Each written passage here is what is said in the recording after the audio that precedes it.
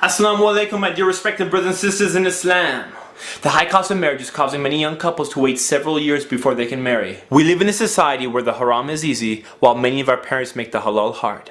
Now why you gotta make it hard? Many parents today expect extravagant weddings while they put their kids into nothing but debt. Did you know the average cost of a wedding is $25,000? Not only that, but... Wait, did you say $25,000? Rewind the tape.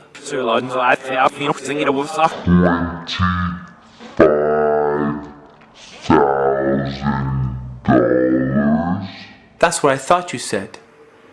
Wow, that's a lot of money. That's $6,250 per hour. $104 per minute. $1.73 per second. $1.73 per second? Yes, by the time I finish this sentence, you have now paid $10.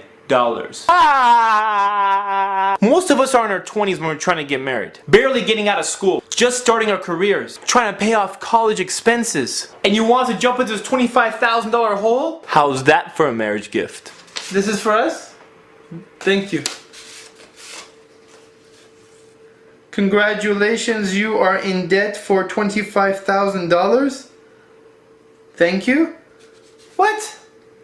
Joke! Joke! By the time I save up this money, I'll be in my 30s. And then society teaches us to wait, have fun when we get married, and wait till we get a little bit older to have kids. What, am I supposed to wait till I'm 40 until I start having kids? By the time my kid's 10 years old, I'm 50. I'm an old man. Let's go play soccer, Grandpa. I'm not your grandpa, I'm your dad. Whatever happened to getting married when we're young? Protecting us from temptations.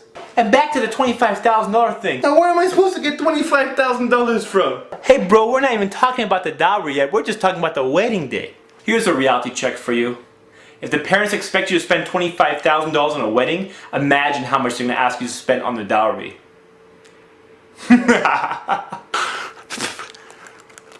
But it's a special day and you're going to remember it for your entire life.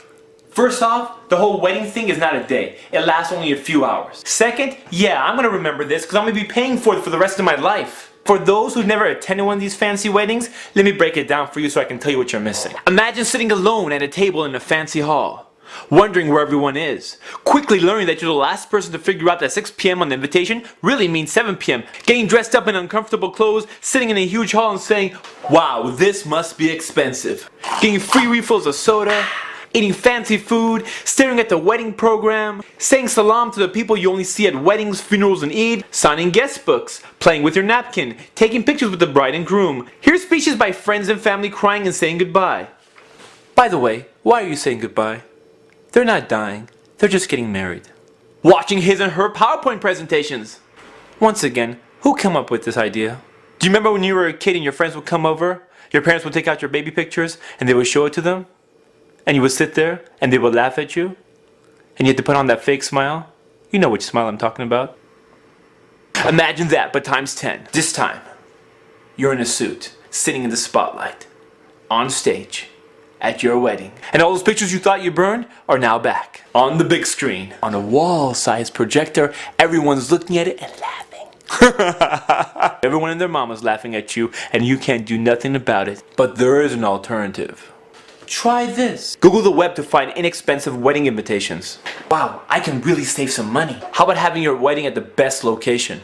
The masjid. You'll save a grip of money, and what honor is better than getting married at Allah subhanahu wa ta'ala's house? You can set the time between salat times if you want. Let's say Maghrib to Isha. That way people get there on time. Can you imagine the reward of bringing 100 people to the masjid to pray 2 salats?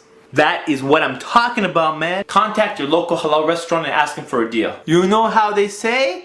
Hook it up. So give me a good deal. Huh? I love it. I love it. Mwah! And finally, and most importantly, make dua to Allah subhanahu wa ta'ala and make a pure intention. Because if you do it only for the sake of Allah subhanahu wa ta'ala, your reward is with Him. And if you do it for the people, your reward is with them. And if you don't do it for Allah subhanahu wa ta'ala, you're getting ripped off. Ripped off. $25,000 ripped off. And even if you try to save money, you're still getting ripped off. Anyways, the whole thing shouldn't cost you more than a couple $1,000s. So with all the money you save, you and your wife can start traveling. Be debt free. Maybe even have enough money to go to Hajj. Together. That's what I'm talking about. Start off your marriage on the right foot. You know what I'm saying? You know what I'm saying? This is Ali reminding you just in case you forgot.